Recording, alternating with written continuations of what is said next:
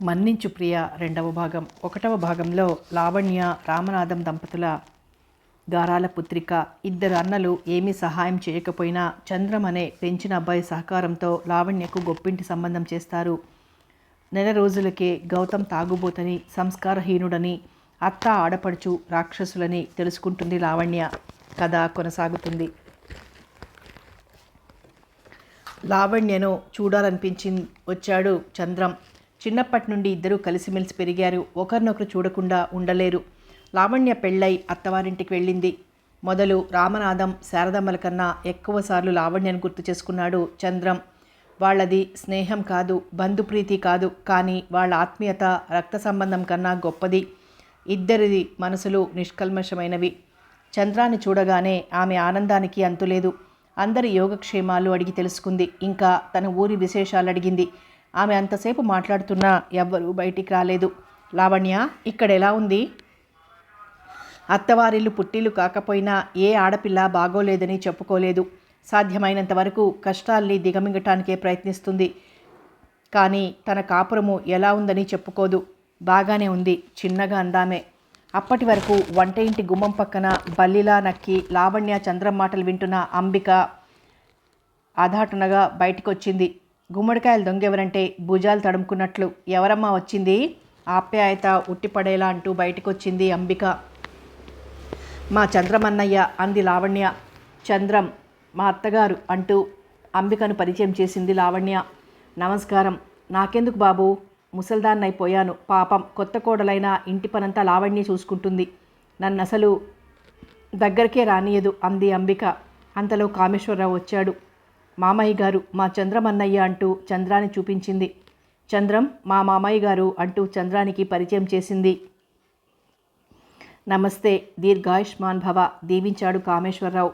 ఏం చేస్తుంటావు నాయనా అడిగింది అంబిక. మోటార్ మెకానిక్ నండి, సొంత షెడ్డు. మోటార్ మెకానిక్ అనగానే అదేదో పనికిమాలిన పనైనట్టు మొహం అదోలా పెట్టింది అంబిక. ఈ రోజుల్లో అదే మంచిది బాబు, చేతిలో పని మెచ్చుకోలుగా అన్నాడు కామేశ్వరరావు. లావణ్య, బావగారు ఇంకా రాలేదు చంద్రం, వచ్చే వేళైంది. గౌతమ్ వస్తాడేమోనని ఎదురు చూశాడు. గంటసేపు ఎదురు చూసినా అతను రాలేదు. లావణ్య, నేను వెళ్తానమ్మా, బావగారిని అడిగానని చెప్పు అంటూ లేచాడు చంద్రం. అప్పుడే వెళ్ళిపోతున్నావా? ఈ పూటకు ఉండి ఇక్కడే భోజనం అంటూ అంబిక వైపు చూసింది లావణ్య. అంబిక కూడా ఉండమంటే తను బలవంతం చేసి చంద్రాన్ని ఆపేది. కానీ అంబిక విని కూడా విననట్లు లోపలికెళ్ళింది. కామేశ్వరరావు నిస్సహాయుడు. చూపులతోటే అక్కడి పరిస్థితుల్ని అర్థం చేసుకున్న చంద్రం లావణ్య ఉండమన్నా ఉండేవాడు కాదు. వస్తానండి కామేశ్వరరావుతో చెప్పాడు చంద్రం. మంచిది బాబు. లావణ్య, వస్తాను అంటూ గుమ్మంలోకి వెళ్ళబోతుండగా గౌతమ్ ఎదురొచ్చాడు. చంద్రానికి గౌతమ్ తెలిసినా అతనికి మాత్రం చంద్రం ఎవరో గుర్తులేదు. పెళ్లిలో చూసినా ఆ హడావిడిలో ఎవరో అసలు తెలియదు. ఇద్దరూ ఒకరినొకరు చూసుకుంటూ ఒక్క నిమిషం అలాగే నిలబడిపోయారు. ముందుగా తేరుకున్న చంద్రం నమస్తే అన్నాడు. గౌతమ్ పరిశీలనగా చంద్రాన్ని చూస్తున్నాడు. మా చంద్రం అన్నయ్యండి. ఓ నమస్తే అన్నాడు గౌతమ్. లావణ్యం చూసి వెళ్దామని వచ్చాను, లోపలికి రండి. పనుందండి, ఈసారి మళ్ళీ వస్తాను అంటూ వెళ్ళిపోయాడు చంద్రం. గౌతమ్ లోపలికొచ్చాడు. టీ కప్ అందించింది లావణ్య. టీ కప్ అందుకుంటూ నీకు అన్నయ్యలు ఇద్దరేగా అడిగాడు గౌతమ్. అవునని తల ఊపింది లావణ్య. నిరంజన్, శ్రీకాంత్ ఇద్దరూ ఇంజనీర్లే, మరి ఈ చంద్రం అనుమానంగా అడిగాడతను.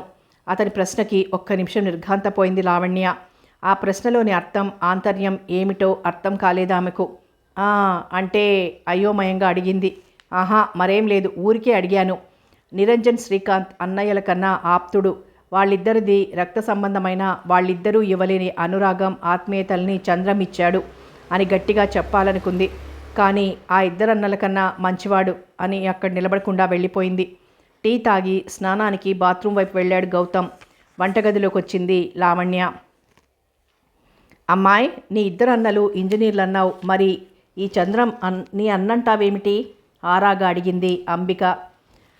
అత్తగారి దగ్గర కూడా అదే ఎంక్వైరీ మొదలయ్యేసరికి వీళ్ళంతా ఎందుకు ఇలా ఎంక్వైరీలు చేస్తున్నారో అర్థం కాలేదు.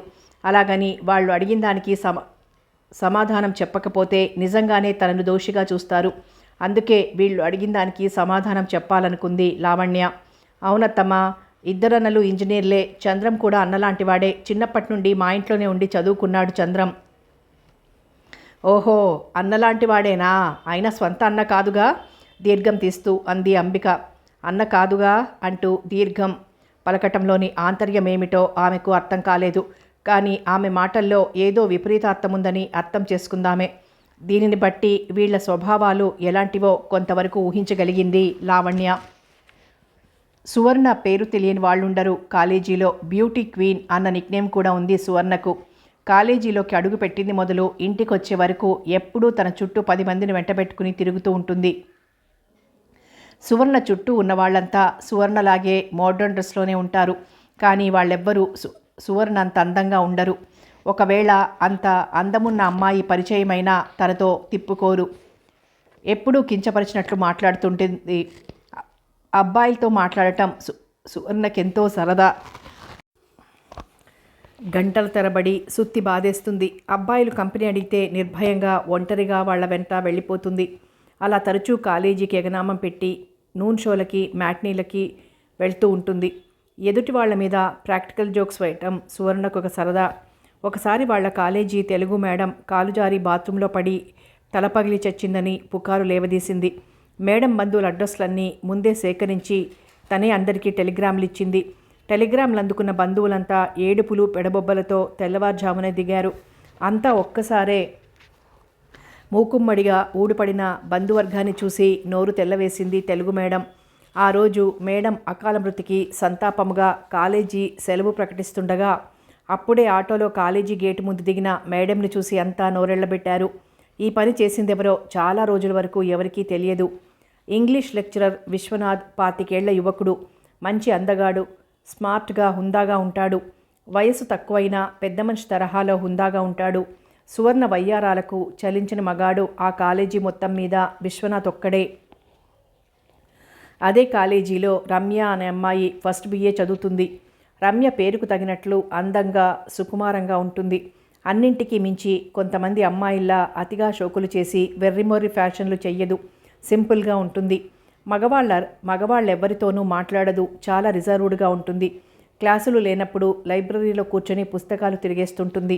రమ్య అంటే కొంతమంది అదొక ముద్దవతారం అంటుంటారు. కానీ ప్రిన్సిపాల్ మొదలు స్టాఫ్ అంతా రమ్యని మెచ్చుకుంటారు. ఎప్పుడూ ఫస్ట్ ర్యాంక్ రమ్యదే. రమ్య అంటే విశ్వనాథ్కి మంచి అభిప్రాయం ఉంది. ఆమెకు తెలియని విషయాన్ని రమ్య అడిగితే వివరంగా చెప్పేవాడు. విశ్వనాథ్ అన్న రమ్య అన్న అదోలాంటి ఈర్ష్య సువర్ణకు. ఒక రకంగా వాళ్ళిద్దరికీ అంతర్గత శత్రువు సువర్ణ. క్లాసులన్నీ అయిన తర్వాత రమ్యని తన రూమ్కి రమ్మన్నాడు విశ్వనాథ్. విశ్వనాథ్ ఎందుకు రమ్మన్నాడో రమ్యకు అర్థం కాలేదు. అయినా విశ్వనాథ్ చాలా మంచివాడు. అందుకే క్లాసులు అయిన వెంటనే పుస్తకాలు తీసుకుని విశ్వనాథ్ రూమ్కి వెళ్ళింది రమ్య. కాలేజీలోనే వివిధ విభాగాల లెక్చరర్స్కి విడివిడిగా రూములుంటాయి. రమ్యని 4 ఫాలో అవుతున్నారు. ఆ సంగతి రమ్యకు తెలియదు. రా రమ్య, కూర్చో అంటూ తనకెదురుగా ఉన్న కుర్చీ చూపాడు విశ్వనాథ్. రమ్య కూర్చోలేదు. భయంగా నిలబడింది. అతని చేతిలో ఏదో లెటర్ ఉంది. దాన్ని మార్చి చదువుతున్నాడతను. రమ్య, నా మీద నీకు ఇలాంటి అభిప్రాయం ఉందని నేనెప్పుడూ ఊహించలేదు. అతను ఎందుకలా అంటున్నాడో అర్థం కాక అయోమయంగా చూస్తూ ఉండిపోయింది రమ్య. అసలు నీకు నా గురించి, నా గత జీవితం గురించి తెలుసా? నేను అందరిలా పుట్టలేదు. నేనొక నిర్భాగ్యుడిని, అనాథని. కొందరు దయాదాక్షిణ్యాలతో, స్వయం కృషితో, దైవానుగ్రహంతో ఈరోజు ఈ స్థితికొచ్చాను. నా లక్ష్య సాధనలో విజయం సాధించాను. కానీ నేనెన్నడూ నాకొక తోడు కావాలని ఆలోచించలేదు. నువ్వు నిజంగా నన్ను ప్రేమిస్తున్నావా? ఈ సంగతి మీ తల్లిదండ్రులకు తెలిస్తే నిన్ను మన్నిస్తారా? నీకింకా మైనారిటీ తీరి ఉండదు. బాగా చదువుకోవాల్సిన ఈ వయసులో ప్రేమ పిచ్చిలో పడి నీ చదువు పాడు చేసుకోవద్దు. మందలింపుగా కాకుండా రమ్య మనసు బాధపడకూడదని సాధ్యమైనంత లాలింపుగా చెప్తున్నాడు విశ్వనాథ్. సార్, మీరంటున్నది అర్థం కాక అడిగిందామె. ఇదిగో ఈ లెటర్ చూడు, నువ్వు రాసిందే అంటూ తన చేతిలో ఉన్న లెటర్ అందించాడు. లెటర్ చూసిన ఆమె ఆశ్చర్యపోయింది. ఇది కళ, నిజమా? నమ్మలేనట్లుంది. చేతి రాత కూడా తన చేతి రాతకు చాలా దగ్గరగా ఉంది. సార్, ఈ లెటర్ రాసింది నేను కాదు. వాట్? ఎవరు చేసుంటారు ఈ పని? రమ్య కళ్ళ వెంట నీళ్లు దిగుతున్నాయి. దుఃఖంతో గొంతు పూడుకుపోయింది. దుఃఖాన్ని బయటకు రాకుండా ఆపటానికి ప్రయత్నించడం వల్ల అది గొంతుకు అడ్డుపడి వెక్కిళ్ళొస్తున్నాయి. విశ్వనాథ్ రూమ్ బయట స్టూడెంట్స్ కోలాహలంగా ఉన్నారు. అంతలో ప్రిన్సిపాల్ విశ్వనాథ్ రూమ్లోకి వచ్చాడు. సరిగ్గా ప్రిన్సిపాల్ లోపలికి వస్తున్నప్పుడే రమ్య, ఏడవకు, ఎవడో రాస్కెల్ మన మీద ప్రాక్టికల్ జోక్ వేశాడు. ప్లీజ్ రమ్య ఏడవకు అంటూ చేతి రుమాలు తీసి రమ్య చెక్కిళ్ల మీదుగా కారుతున్న కన్నీటిని తుడుస్తున్నాడు. సరిగ్గా అదే సమయంలో ప్రిన్సిపల్ లోపలికి వచ్చాడు. What Vishwanath, what are you doing? గద్దించినట్లు అడిగాడు ప్రిన్సిపల్. సార్ సార్ అంటూ ఊహించిన ఆ సంఘటనకు తడబడుతూ ఏదో చెప్పబోయాడు విశ్వనాథ్. బాధ్యత గల లెక్చరర్గా నువ్వు చేయాల్సింది కాదీ పని. బయట స్టూడెంట్స్ అంతా ఎలా గోల చేస్తున్నారో చూడండి. వాళ్ళకేం సమాధానం చెప్పుకుంటారో మీరే బయటకు చెప్పండి అన్నాడు ప్రిన్సిపాల్. సార్, స్టూడెంట్స్లా మీరు కూడా ఆలోచించకుండా ఆవేశంగా మాట్లాడుతున్నారు. మా మీద ఎవరో కావాలని చేస్తున్నారు. See this letter. ఈ లెటర్ ఆ అమ్మాయి రాసినట్లు ఎవరో రాశారు. ఈ విషయానికి ఆ అమ్మాయిని తప్పని మందలిస్తున్నానే కానీ నేనే తప్పు చేయలేదు. రమ్యనే అడగండి. బ్లడీ, ఈ పని చేసిందెవరో ధైర్యం ఉంటే ముందుకు రమ్మనండి ఆవేశంతో అన్నాడతను. గుమ్మం ముందు నిలబడిన సువర్ణకు ఆ మాటలు చెప్పుతో కొట్టినట్లయినా తనను కాదన్నట్లు ఊరుకుందామే. సారీ సారీ అంటూ వెళ్ళిపోయాడు ప్రిన్సిపాల్. రూమ్కి తాళం వేసి రమ్య వెనకాలే బయటకొచ్చాడు విశ్వనాథ్. ఇంటి వరకు రమ్యకు తోడొచ్చి ఎన్నో విధాలా ధైర్యం చెప్పాడు.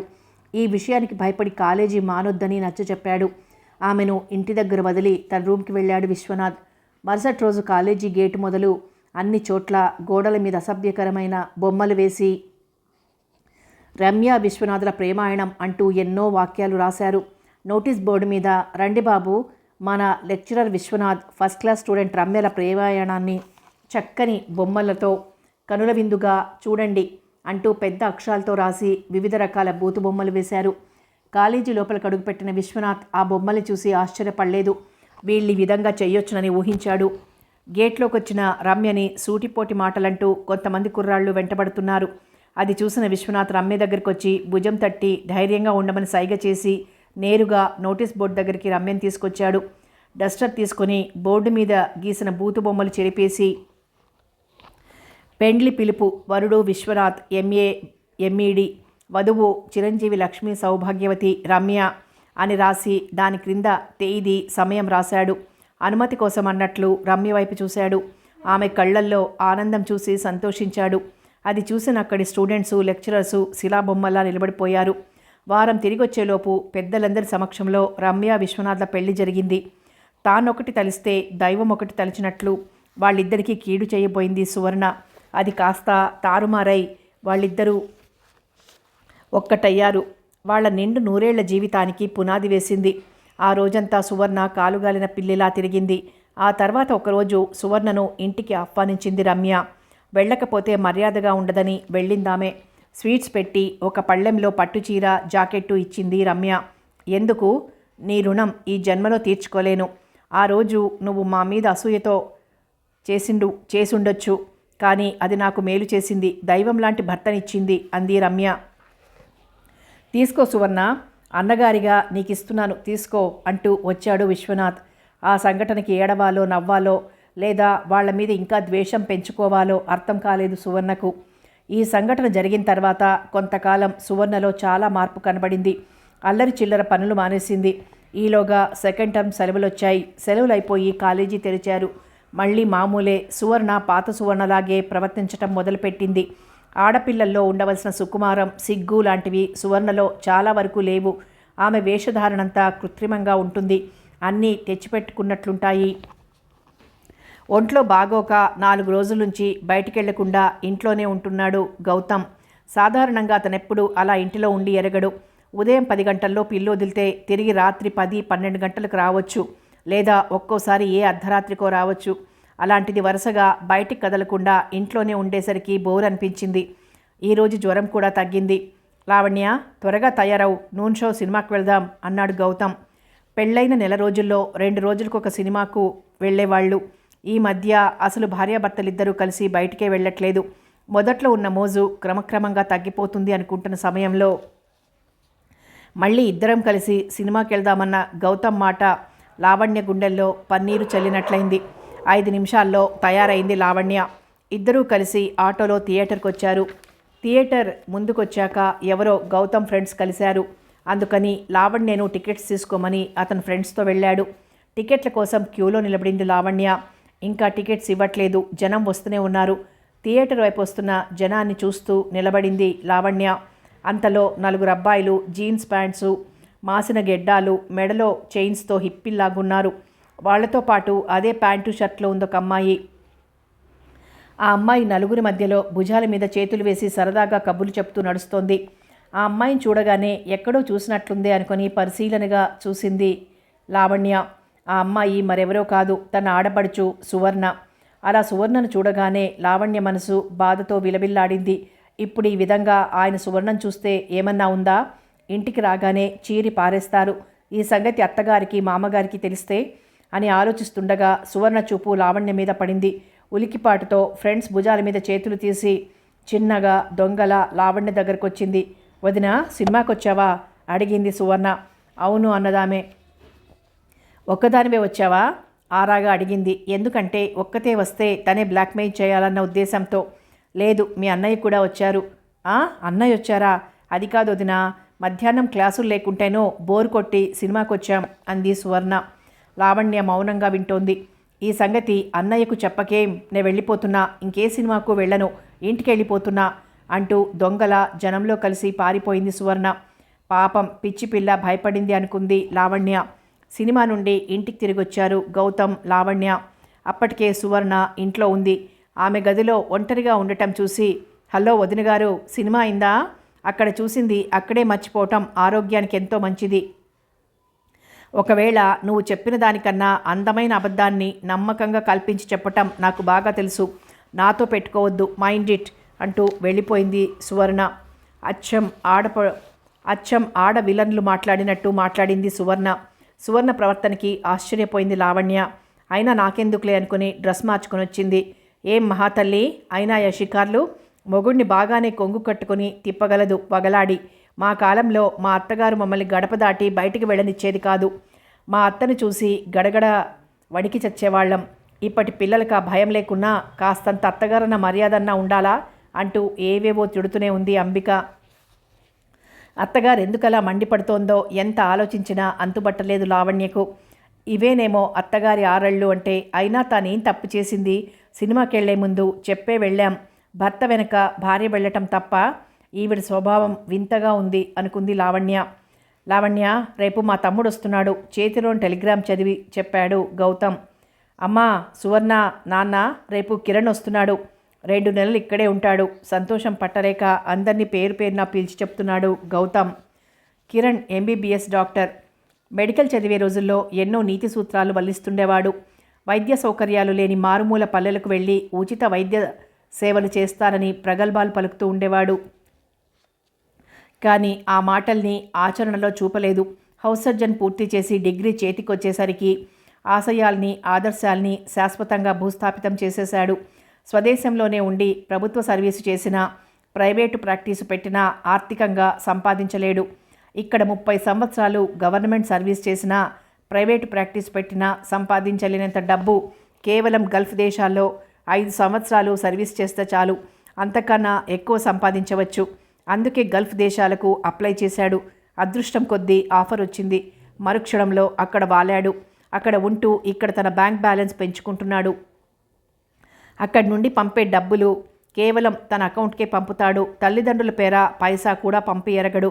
గల్ఫ్ నుంచి తిరిగొచ్చాక ఇక్కడ అన్ని అధునాతన పరికరాలతో పెద్ద డిస్పెన్సరీ ప్రారంభించాలన్నది కిరణ్ కోరిక. ఇద్దరే కొడుకులవ్వటం వలన వాళ్లను శ్రద్ధగా చదివించారు. గౌతమ్, కిరణ్లు చిన్నప్పటి నుండి చదువులో మంచి తెలివైన వాళ్లుగా అన్ని ఫస్ట్ క్లాసులోనే పాస్ అవుతూ వస్తున్నారు. వాళ్లలోని శ్రద్ధను బట్టి వాళ్లను బాగా ప్రోత్సహించాడు కామేశ్వరరావు. గౌతమ్ ఇంజనీరింగ్ చదివాడు, కిరణ్ ఎంబీబీఎస్ చదివాడు. ఇద్దరికీ ఎటువంటి రికమెండేషన్లు లేకుండా కేవలం మెరిట్తోనే సీట్లు సంపాదించారు. అలాగే పెద్దగా కష్టపడకుండానే ఉద్యోగం సంపాదించాడు గౌతమ్. పెద్దవాళ్లు వద్దంటున్నా తన లక్ష్య సాధన కోసం గల్ఫ్ దేశాలకు వెళ్ళిపోయాడు కిరణ్. అందరికన్నా చిన్నపిల్ల అని చిన్నప్పటి నుండి అతి గారాబంగా పెంచారు సువర్ణను. అంబికకు నోటి దురుస్తనం ఎక్కువ. ఎప్పుడూ ఎవరో ఒకరి మీద విరుచుకుపడుతుంది. ఇంటి దగ్గర పెళ్ళాం పోరుతో పిల్లల చదువు సాగదని గౌతమ్, కిరణ్లని హాస్టల్లో ఉంచి చదివించాడు కామేశ్వరరావు. ఈరోజు ఇంట్లో అందరి ఆనందానికి పట్టపగ్గాలేవు. ఇల్లంతా శుభ్రంగా సర్దటం మొదలుపెట్టారు. రకరకాల ఆయిల్ పెయింట్స్ తెచ్చి పాత వాటిని తీసివేసి వాటి స్థానాల్లో కొత్త పెయింట్స్ని పెడుతున్నారు. డోర్ కర్టెన్లు, డ్రెస్సింగ్ టేబుల్స్ ఒక్కటేమిటి, పాత వాటన్నింటినీ మార్చివేస్తున్నారు. ప్రెసిడెంట్ విజిటింగ్కి వచ్చే ముందు చేసే ఏర్పాట్లల్లా ఉన్నాయి. ఇంటిల్లిపాది తెగ హైరానా పడుతున్నారు.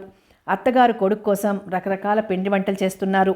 ఎప్పుడు తెల్లవారుతుందా, ఎంత తొందరగా తెల్లవారుతుందా? కిరణ్ ఇప్పుడు బాంబేలో దిగుంటాడు. ఈ రాత్రి అక్కడే ఉంటాడా, లేక హైదరాబాద్ వచ్చేస్తాడా? హైదరాబాద్ వచ్చి ఇప్పుడు బస్సులో ఉన్నాడా? అలా అంతా రకరకాలుగా ఆలోచిస్తున్నారు. ప్రతిరోజు తెల్లవారి 9 గంటలైనా నిద్రలేవని అత్తగారు, ఆడపడుచు గౌతమ్లు ఈరోజు సూర్యుడు ఉదయించకముందే నిద్రలేచి కూర్చున్నారు. అసలు వాళ్ళంతా రాత్రి నిద్రపోయారో లేదో అనుకుంది లావణ్య. కిరణ్ రాక కోసం ఎదురుచూసి అందరికీ నీరసం వచ్చేసింది. మధ్యాహ్నం 4 గంటలు దాటినా కిరణ్ రాలేదు. కిరణ్ వస్తాడని 4 రోజులు సెలవు పెట్టి ఇంటి దగ్గరే ఉన్నాడు గౌతమ్. అటువైపుగా వెళ్తున్న ఆటో శబ్దం వినబడినా, టాక్సీ శబ్దం వినబడినా కిరణ్ వచ్చాడేమోనని అంతా బయటకొచ్చి ఆతృతగా చూస్తున్నారు. తీరా అది దాటిపోతుంటే నీరసపడిపోతున్నారు. ఎదురు చూడగా సాయంత్రం 6 గంటలకి టాక్సీ వచ్చి ఇంటి ముందు ఆగింది. టాక్సీ శబ్దం వినగానే అంతా బయటకొచ్చారు. టాక్సీ దిగి లోపలికి వస్తున్న కిరణ్ని చూడగానే అప్పటి వరకు ఎదురు చూపులతో అలసిపోయి నీరసించిన మోకాలు కాస్త ఒక్కసారిగా మొఖాలు కాస్త ఒక్కసారిగా 1000 వోల్టుల బల్బుల్లా వెలిగాయి. అంత ఆనందంతో పోటీపడి కిరణ్ దగ్గరికి పరుగులు తీశారు. 3 సంవత్సరాల తర్వాత ఒక్కసారిగా తన వాళ్ళందరినీ చూడగానే కిరణ్లో కూడా అదే ఆనందం. ఆ ఆనందంతో కిరణ్ కళ్ళ వెంట ఆనంద బాష్పాలు రాలాయి. Mummy, how are you? Hi అన్నయ్య, హలో సువర్ణ అంటూ ఆగి ఒకసారి గుమ్మం వైపు చూశాడు కిరణ్. గుమ్మానికి ఆనుకొని నిలబడిన లావణ్యను కనుగుడ్లు పెద్దవి చేసి ఆశ్చర్యంగా చూస్తూ ఉండిపోయాడు. గుమ్మానికి ఒక మెట్టు కిందకు దిగిన కామేశ్వరరావు, మీ వదినరా ఏంటి మహాలక్ష్మి అన్నాడు. లావణ్య అణకువ, కట్టు, బొట్టు, అందం, నిండుతనం అచ్చం దేవతల మహాలక్ష్మిలా ఉంది. వదిన, నమస్తే నమస్తే అని ఒక్కసారి లావణ్యను పైనుంచి క్రింది వరకు చూసి హోహ్ బ్యూటీ మనసులోనే అనుకున్నాడు కిరణ్. సారీ బ్రదర్, నీ మ్యారేజీకి రాలేకపోయాను. అదీగాక నీ వెడ్డింగ్ కార్డ్ నీ పెళ్ళైన 2 రోజుల తర్వాత నాకు అందింది. అక్కడి నుండి బయలుదేరాలంటే కనీసం 1 రోజుల ముందుగా ప్రిపేర్ అవ్వాలి. పనుల ఒత్తిడిలో ఆ తర్వాత నీకు పెళ్ళైంది. నే వెళ్ళేసరికి దేవతలాంటి వదినగారు ఎదురొస్తారని నేను అస్సలు ఊహించనే లేదు అన్నాడు కిరణ్ డ్రమటిక్గా. కిరణ్ మాటలు భలే తమాషాగా ఉన్నాయనుకుంది లావణ్య. లోపలికి రారా, వీధి గుమ్మంలోనే ప్రేమంతా పొంగించేస్తున్నావు అంటూ లోపలికెళ్ళాడు కామేశ్వరరావు. ఇంటిల్లిపాది కిరణ్ని చూసి ఆనందం పట్టలేకపోతుంటే మామగారు ఎందుకలా ఉన్నారో అర్థం కాలేదు లావణ్యకు. హలో డాడీ అంటూ కామేశ్వరరావు వెనకాలే లోపలికొచ్చాడు కిరణ్. టాక్సీ డ్రైవర్ టాక్సీ డిక్కీలోంచి సామాన్లన్నీ తెచ్చి గుమ్మం ముందు పెట్టి డబ్బులు తీసుకుని వెళ్ళిపోయాడు. డాడీ, హౌ ఆర్ యూ అంటూ పలకరించాడు కిరణ్. నీ పుణ్యమా అంటూ బాగానే ఉన్నాను కోపంగా చూశాడు Kameswararao. Brother, daddy angry old man అయిపోతున్నాడు. What dad? డాడ్ ఏంట్రా డాడ్? పూర్వం పిలిచినట్లు నాన్న అని పిలవలేవా కోపంగా అన్నాడు కామేశ్వరరావు. ఇదిగో daddy, American cigar pipe hand stick అంటూ ఇవ్వబోయాడు కిరణ్. అమెరికా సిగార్ పైప్ తెచ్చావని పొగ తాగటం అలవాటు చేసుకోమంటావా? నా 2 కాళ్ళు బాగానే ఉన్నాయి ప్రస్తుతం, 3వ కాలుతో పనిలేదు అంటూ హ్యాండ్ స్టిక్ని అవతల పడేశాడు కామేశ్వరరావు. అప్పటి వరకు మౌనంగా ఉన్న అంబిక, ఏమిటండి ఇందాకటి నుంచి చూస్తున్నా, ఎక్కడి నుంచో కుర్రాడొస్తే అలా చిందులు తొక్కుతున్నారు? ఆ ఏడుపేదో వాడితో తిన్నగా ఏడవచ్చుగా. అప్పటి వరకు ప్రశాంతంగా ఆనందంగా ఉన్న వాతావరణం కాస్త అంబిక కంచుకంఠానికి ప్రతిధ్వనించింది. Cool down mummy, cool down. డాడీకి ఎందుకు నా మీద కోపమో నాకు తెలుసు, నువ్వు శాంతించు అంటూ అంబికను శాంతపరిచి, నాన్న, ఈ దేశం వదిలి నేనెక్కడికో వెళ్ళానని కదా మీకు కోపం అడిగాడు కిరణ్. అవునరా, డాక్టర్ చదివిన కొడుకు కళ్ళ ముందుండకుండా ఏ దేశాలకో పోతే ఎలా ఉంటుంది? అయినా ఇంత పెద్ద భారతదేశంలో నీ వృత్తి చేయటానికి నీకు నచ్చిన ఊరే దొరకలేదా కోపంగా అన్నాడు కామేశ్వరరావు. ఉన్నాయి డాడీ, ఈ దేశంలో డాక్టర్లు లేని ఊళ్ళు ఎన్నో ఉన్నాయి. డాక్టర్ల అవసరం ఎంతో ఉంది, కానీ ఏం లాభం? ఇక్కడ ప్రజలొక మూర్ఖులు, ప్రభుత్వం ఒక మూర్ఖ మారాజం. ఇక్కడ ప్రతిభకు గుర్తింపు లేదు. అదే ఇక్కడ నేను 20 సంవత్సరాలు గవర్నమెంట్ సర్వీస్ చేసినా సంపాదించలేని ప్రతిఫలం ఈ 3 సంవత్సరాల్లో సంపాదించాను. చూడు డాడీ, సారీ నాన్నగారు, ఇక్కడి మనుషులకొక వింత రోగం ఉంది. అదేమిటంటే విదేశీ మోజు. నేను ఇక్కడ ఎన్ని డిగ్రీలు చదివినా, వైద్యశాస్త్రంలో ఎంత నైపుణ్యం సంపాదించినా నా దగ్గరకు ఎవ్వరూ రారు. అదే కొంతకాలం విదేశాల్లో ఉండి తిరిగొచ్చి అనుభవం నైపుణ్యం లేకపోయినా పేరు చివర ఫారెన్ రిటర్న్ అనుంటే చాలు, చంకలెగరేస్తూ వస్తారు పేషెంట్సు. అప్పుడు మన ప్రాక్టీసు 3 పువ్వులు 6 కాయలుగా ఉంటుంది. అయినా నేనిక్కడ సొంతంగా ప్రాక్టీస్ పెట్టాలంటే మీరు కష్టపడి సంపాదించింది చాలదు. పోనీలే అని చిన్న బోర్డు సొంతంగా రాసుకుని డిక్కీ లాంటి గది అద్దెకు తీసుకుని అందులో doctor come compounder come dresser అన్నీ నేనే అయి రోగుల్ని శ్రద్ధగా చూసిన ఒక్క పేషెంట్ కూడా రాడు. అది నాన్న ఇక్కడి పరిస్థితి. అందుకే తెలివిగా ఈ పని చేశాను. ఇంకో 5 సంవత్సరాలు అక్కడే పనిచేసి ఆ తరువాత స్పెషలైజేషన్కి ఒక 2 సంవత్సరాలు అమెరికాలో స్టడీ చేసి తిరిగొచ్చి ఆ తర్వాత చూపిస్తా నా తడాకా వివరించాడు కిరణ్. కామేశ్వరరావు మరొక్క మాట మాట్లాడలేదు. కిరణ్ చెప్తున్నవన్నీ యథార్థాలు. వాటిని ఎవ్వరూ కాదనలేరు. చలాకీగా నవ్విస్తూ మాట్లాడతాడు కిరణ్. అతని వాక్చాతుర్యంతో ఎదుటి వాళ్ళని ముగ్ధుల్ని చేస్తుంటాడు. ఎద్దనపూడి నవలా నాయకుడిలా 6 అడుగుల అందగాడు. కర్లింగ్ హెయిర్, పసిమి ఛాయ, వంపులు తిరిగిన కండలతో తొలిచూపులోనే కన్నెపిల్లల మనసుల్ని ఇట్టే దోచేయగల అందగాడు కిరణ్. కిరణ్ మీద మంచి అభిప్రాయం ఏర్పడింది లావణ్యకు. స్నానానికి నీళ్లు పెట్టి వచ్చింది లావణ్య. బాబు, స్నానానికి నీళ్లు పెట్టాను కిరణ్తో అంది లావణ్య. థ్యాంక్స్ వదిన గారు. ఇంతమంది ఉన్నా వీళ్ళెవ్వరూ నా అవసరానికి గుర్తించలేదు అంటూ టవల్ అందుకొని బాత్రూమ్కి వెళ్ళాడు కిరణ్. కిరణ్ సామాన్లన్నీ లోపలికి చేర్చి ఏం తెచ్చాడా అని వెతుకుతోంది సువర్ణ. అంతలో ఆగుమొద్దు, అంత తొందర ఎందుకు, నేను చూపిస్తానుగా అంటూ ప్యాకెట్లన్నీ విప్పాడు కిరణ్. ఇదిగో, ఇది 2-in-1 స్టీరియో. దీన్ని అన్నయ్య వదిన గదిలో పెడదాం అంటూ బయటికి తీశాడు. వాళ్ళకెందుకు, అన్నయ్య ఇంట్లో ఉండడు. ఇంకా ఆమెకిస్తే భక్తి పాటలు, ఎంఎస్ సుబ్బలక్ష్మి పాటలతో మనందరినీ చంపేస్తుంది. అసలు పల్లెటూరు దానికి స్టీరియో ఎందుకు, నా గదిలో పెట్టుకుంటాను. డిస్కో మ్యూజిక్ పెట్టుకుని డిస్కో ప్రాక్టీస్ చేస్తాను అంటూ 2-in-1 లాక్కొని తన గదిలో పెట్టుకుంది సువర్ణ. వీసీఆర్ కెమెరా అందరి కోసం. అమ్మకు గోల్డ్ బ్యాంగిల్స్, ఇవి నీకోసం తెచ్చిన మోడ్రన్ డ్రెస్లు. అవును మొద్దు, వదినలా చక్కగా చీర కట్టుకోకూడదు, చాలా బాగుంటావు అన్నాడు కిరణ్. అతను లావణ్యను మెచ్చుకోవటం సువర్ణకు ఒంటి మీద కారం చల్లినట్లుంది. గంగిరెద్దు వేషం వేయమంటావా ఏరా చిన్నన్నయ్య, వదిన్ని అంటూ అర్ధోక్తిగా ఆగింది Suvarna. She's very beautiful girl. నిజంగా నేను ఇంతవరకు ఇలాంటి బ్యూటీని చూడలేదు. కాలేజీలో చదువుతుండగా మంచి అందమైన అమ్మాయి దొరుకుతుందేమో అర్జెంటుగా ప్రేమించేద్దామని భూతద్దాలు పెట్టుకొని వెతికాను. మెడిసిన్ చదువుతుండగా బైనాకులర్స్ పెట్టి వెతికాను. దొరికిన ఆర్డినరీ బ్యూటీలతో చాలాసార్లు అడ్జస్ట్ అయిపోయాననుకో. అప్పటి నుండి ఇప్పటి వరకు ఎన్నో అందాలను వెతికాను, మరెన్నో రుచి చూశాను. ఒక్కటి నా కోరిక తీర్చలేదు. నిజంగా అన్నయ్య అదృష్టవంతుడు పరవశంగా అన్నాడు కిరణ్. ఆపు నీ పైత్యం. ఆ మహాతల్లి విన్నదంటే అసలే పల్లెటూరి మొద్దు. దానికొక సరదా తెలియదు, ముచ్చట తెలియదు, పప్పు ముద్ద. నీలాంటి వాళ్ళు దాన్ని అందగత్తెవని పొగడబట్టే దానికా టెక్కు అంటూ తన అసూయని బయటికి వెళ్ళగక్కింది సువర్ణ. అందరికీ తను తెచ్చిన ప్రజెంటేషన్స్ అన్నీ పంచాడు. కానీ చివరికి లావణ్యకు మాత్రం ఏదీ మిగల్లేదు. వదిన, త్వరగా తయారవు, అన్నయ్య నువ్వు కూడా అంటూ లావణ్యను గౌతమ్ను తొందర చేశాడు కిరణ్. ఎక్కడికి రా అని అడిగాడు గౌతమ్. ముందు మీరిద్దరూ డ్రెస్అప్ అయ్యి రెడీగా ఉండండి, నేను ఇప్పుడే వస్తాను, 5 నిమిషాల్లో తయారవ్వాలి అంటూ బయటికి వెళ్ళాడు కిరణ్.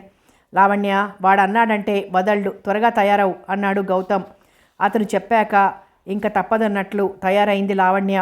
ఇంతలో బయట టాక్సీ హారన్ వినపడింది. ఆ వెంటనే, ఇంకా మీరు రెడీ కాలేదా, క్విక్ అంటూ పరుగున లోపలికి వచ్చాడు కిరణ్.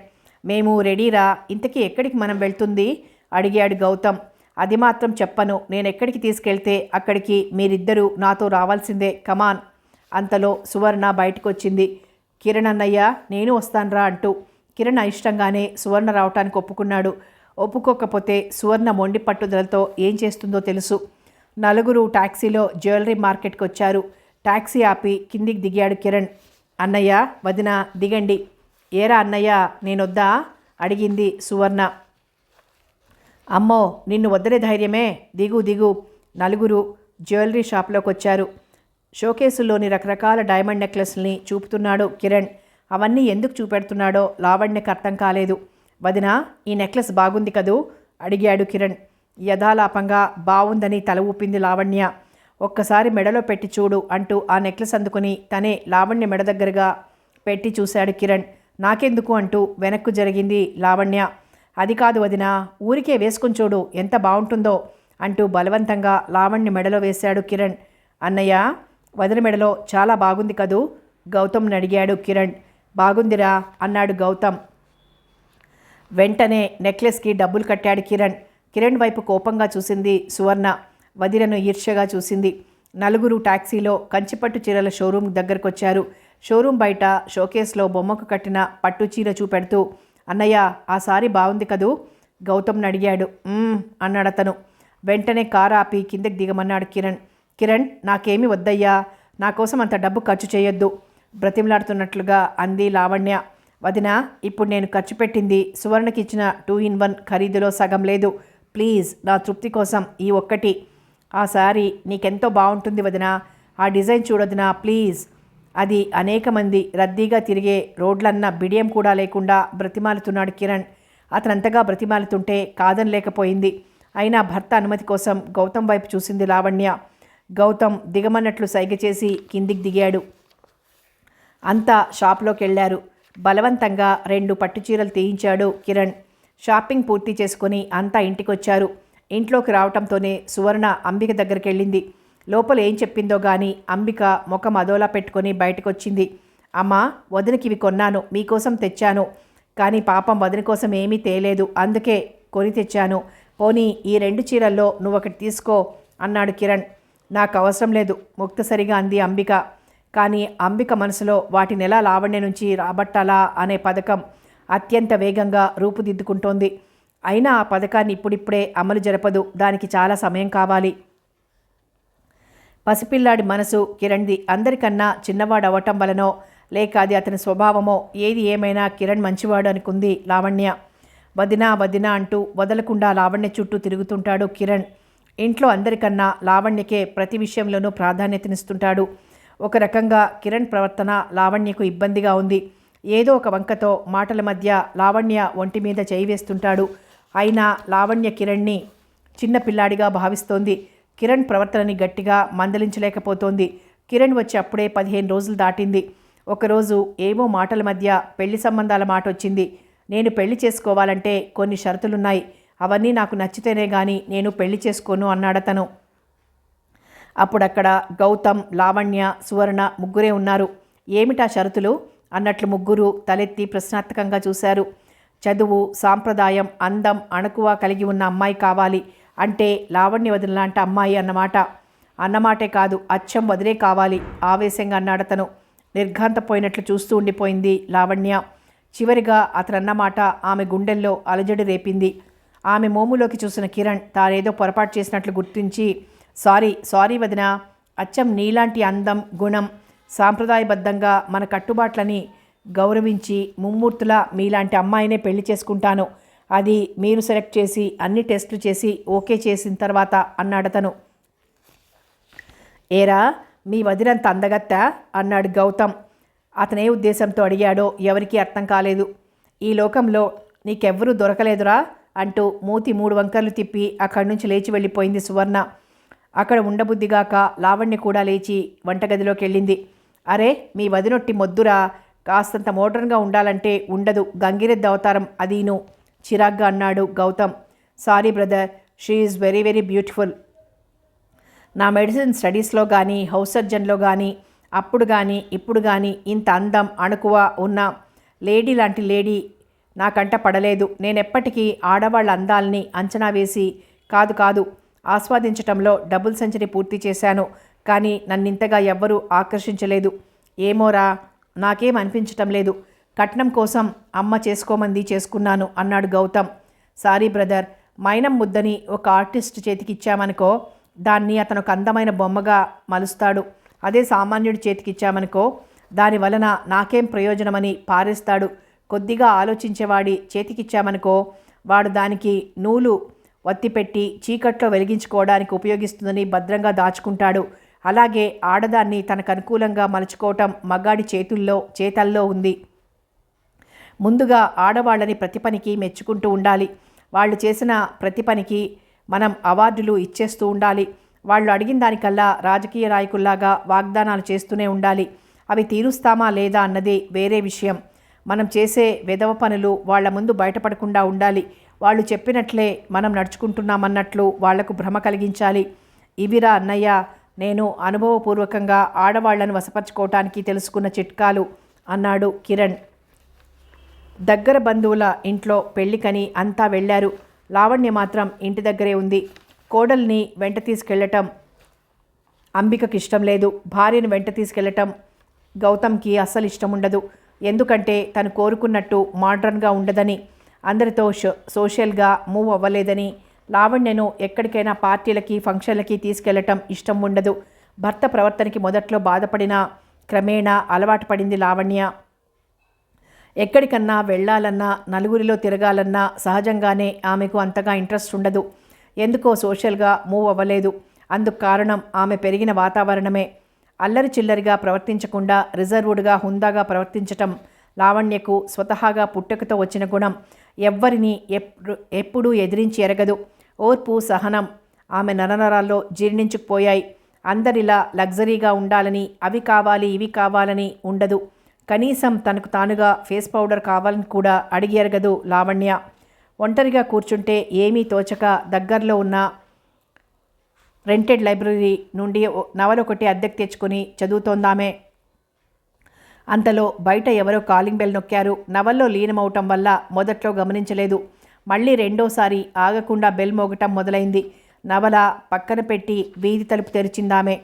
తలుపు తెరవగానే ఎదురుగా నిలబడిందొక కుందనపు బొమ్మలాంటి అమ్మాయి. ఆమెను చూడగానే ఎక్కడో చూసినట్లనిపించింది. ఎక్కడ చూశానా అని ఆలోచిస్తోంది. నమస్తే అంది నిశ్చల. నమస్తే, మీరు అడిగింది లావణ్య.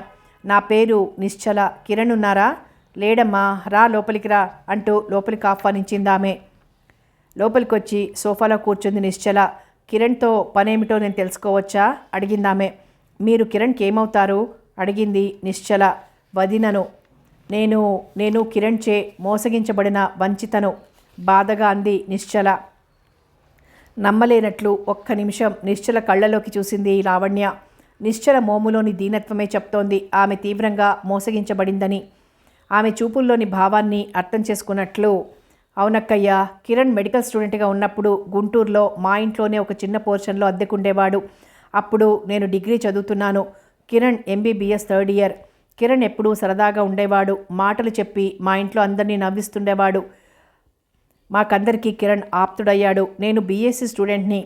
నాకొచ్చే డౌట్స్ని కిరణ్ అడిగి తెలుసుకుంటూ ఉండేదాన్ని. అతని రూపం క్రమక్రమంగా నా గుండెల్లో ముద్రపడింది. ఒక్కరోజు అతన్ని చూడకపోతే పిచ్చెక్కినట్లుండేది. అంటే కిరణ్ని అంత డీప్గా ప్రేమించాను. అతని మాటలు చేష్టలు నన్ను ముగ్ధురాల్ని చేస్తుండేవి.